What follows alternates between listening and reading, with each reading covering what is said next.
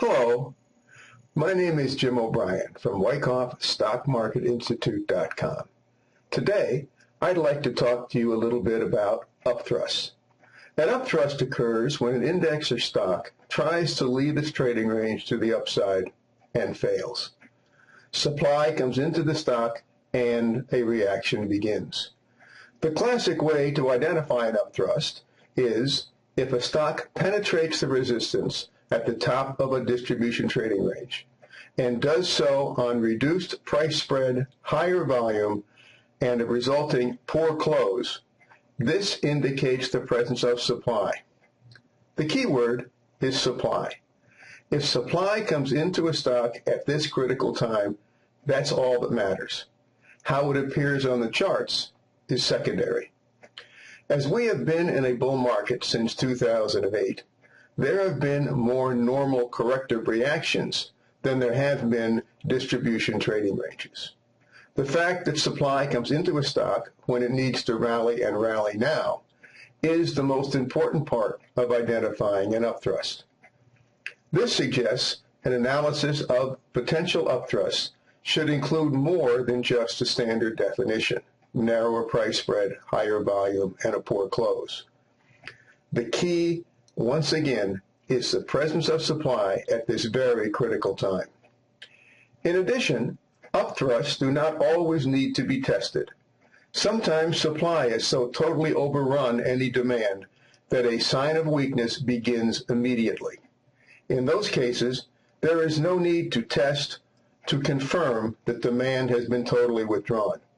That is why it is important to identify an upthrust and quickly take a new short position. Short positions are excellent opportunities for nice and relatively quick profits. That is because short sales are more often in the hands of knowledgeable and professional traders, and the public is not as involved as they would be on a move to the upside. Let's look at a few examples. Time Warner, TWX, is an interesting example of a trading range, the type of which could not be determined until there was ending action. In this case, the ending action was in the form of an upthrust. Time Warner completed a fairly long rally to point capital A and experienced what appeared to be a buying climax. Then it reacted to point B on wide price spread and volume, and finally to point C, also on wide price spread and high volume. Since Time Warner moved sideways after point A and then reacted sharply, it is possible that point B was preliminary support and point C was a selling climax. While the potential buying climax at point A has the highest probability of success, this is a great opportunity to remember that ending action, often in the form of a spring or upthrust, is what truly defines a trading range. Well, anyways, Time Warner moved sideways for almost a year. The trading range narrowed, and then Time Warner tried to leave the trading range to the upside. When this happens, if a stock is going to make a substantial move to the upside, it needs to go and go now. In this case, Time Warner rallied on reduced price spread and relatively low volume. The indication of an upthrust came at point H. There, price spread was noticeably reduced and volume increased. In addition, Time Warner closed in the bottom quarter of the price spread. While this was not a classic upthrust, because it took a few days to accomplish, good supply came into the stock and Time Warner reacted back into the trading range. Then it rallied to point J on relatively narrow price spread and low volume. Point J was a secondary test of the upthrust at point H. Also, notice that at point J, Time Warner was unable to leave the trading range to the upside. This appeared to be a good place to short the stock. This decision is also helped by a negative divergence with the optimism-pessimism index. At the point H upthrust, Time Warner moved into new high ground. Notice how the OP index has been declining since the climactic action at point A. This negative divergence indicates that very little effort has been going in to move the stock to the upside. All these conditions made Time Warner extremely vulnerable to a reaction. There is a fairly substantial count on Time Warner's point and figure chart. It is divided into phases. Phase 1 is 17 points, with objectives in the $66 to $63 range. Phase 2 offers a total count of 34 points, with objectives between $57 and $54 per share. After a successful secondary test, Time Warner rallied sharply on a sign of weakness to point capital K. This is also known as a fall through the ice. There was a quick rally to point L for a last point of supply. Notice that at point L, Time Warner was unable to return to its trading range. Like the fall through the ice story, the stock tried to rally back up, but hit the ice and fell back to the bottom of the lake. Time Warner's reaction lasted a little over 7 months and ended at point P. The stock had been showing some relative strength since it was unable to reach its downtrend channel's support line at point O and again at point P. After point P, Time Warner rallied and broke the downtrend. Wyckoff traders who shorted the stock would have made a nice profit of around 30 points or 33%. Equity Residential, symbol EQR, is another example of an upthrust that took a few days to complete. Also, notice the relatively wide price spread and high volume that was present throughout the trading range. This is almost always an indication that supply is present and the trading range is distribution. Equity Residential rallied to point A and went through a buying climax. Then it moved sideways for the next 2 months in a relatively well-defined trading range. At point G, it tried to leave the trading range to the upside. That effort took 3 trading days. Notice that as Equity Residential penetrated the resistance, its price spread was relatively narrow and volume, although low, was increasing.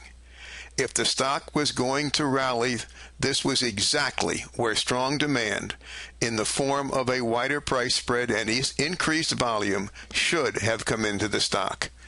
It did not. However, a classic upthrust had not taken place. This move simply could have been a brief rally that established a new resistance point in the sideways trading range. More analysis was needed. On the third day, Equity Residential experienced an intraday failure to the upside after making an attempt to rally. Good supply came into the stock, and it reacted to a poor close. The good supply continued the following day as Equity Residential reacted sharply to point H. The rally to point I was on decreased price spread and volume. This suggested a lack of demand. This was also a successful secondary test, which confirmed that point G was indeed an upthrust. As the action at point G was developing, it was also helpful to review the optimism-pessimism index. Notice the relative weakness of the index as it relates to the trading range. There is a negative divergence when point G is compared to point E. There is also a negative inharmonious action when point G is compared to point A. This sends a message that there is little effort or interest in moving the stock higher. A count of 18 points can be taken from the secondary test at point L over to the buying climax at point A. This provided objectives of between $64 and $63 per share. 6 months later, Equity Residential bottomed out at $63.11 for a gain of a little over 20%. Anadarko, symbol APC, is an example of a more traditional upthrust. Anadarko rallied to point A, but did not experience a buying climax. Instead, it simply rolled over and began to move sideways. While this is not as common as the more traditional buying climax, Once a trading range is established, the Wyckoff student simply watches it and waits for ending action. The ending action came at point E. Anadarko finally tried to rally into new high ground. The effort failed, as supply came into the market and stopped the attempted rally. At point E, volume increased, and after an intraday failure to the upside, Anadarko closed near the bottom of a narrower price spread. This met all the conditions of a traditional upthrust. Then, Anadarko reacted briefly and rallied to test the upthrust at point F. After one good up day, which allowed Anadarko to approach the high at point E, supply dried up, and there was a successful secondary test at point F. Supply returned quickly, and Anadarko reacted to the bottom of the trading range to point G. This is a sign of weakness within a trading range.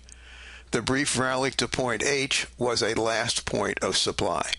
Then Anadarko reacted quickly to point I.